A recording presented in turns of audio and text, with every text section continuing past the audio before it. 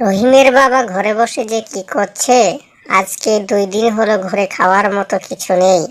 সে কাজেও যাচ্ছে না, কিছু করছেও না। আমরা আজকে সারাদিন কি খাবো? কাল বাদে পরশু মেয়েটার পরীক্ষা, একটু ভালো মন্দ খাওয়াতে হবে।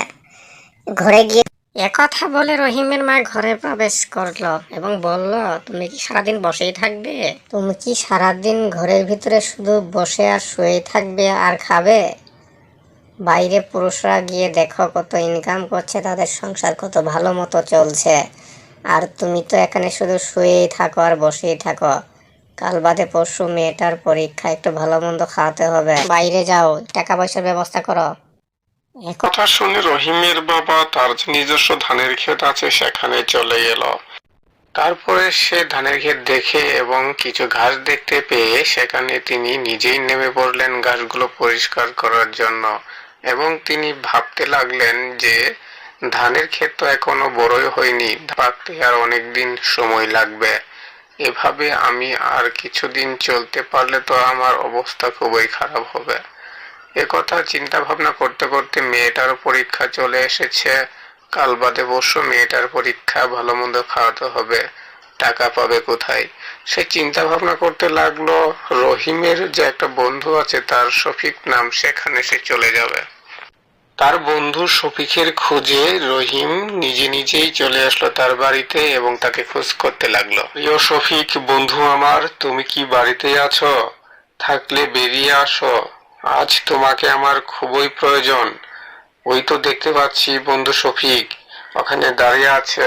শফিক, আমাকে কে ডাকছে শফিক বলে? এরকম কণ্ঠ তো কোনোদিন শুনিনি। আরে ও তো আমার বন্ধু রহিমের মতো লাগছে। ঠিক তাই তো। আরে রহিম বন্ধু, তুমি এখানে কি মনে করে আসলে? আর এখানেই বা কি জন্য তুমি এসেছো? এখানে আসো, আমাকে সবকিছু খুলে বলো, কি এমন সমস্যা হয়েছে? তোমার কাছে আমি এসেছি, কিছু টাকার প্রয়োজন। আমাকে যদি কিছু টাকা দিয়ে সহযোগিতা করতে খুবই ভালো হতো। এই মুহূর্তে আমার কাছে কোনো টাকা পয়সা নেই। কয়েকদিন যাবৎ আমি খুবই অসুস্থ ছিলাম।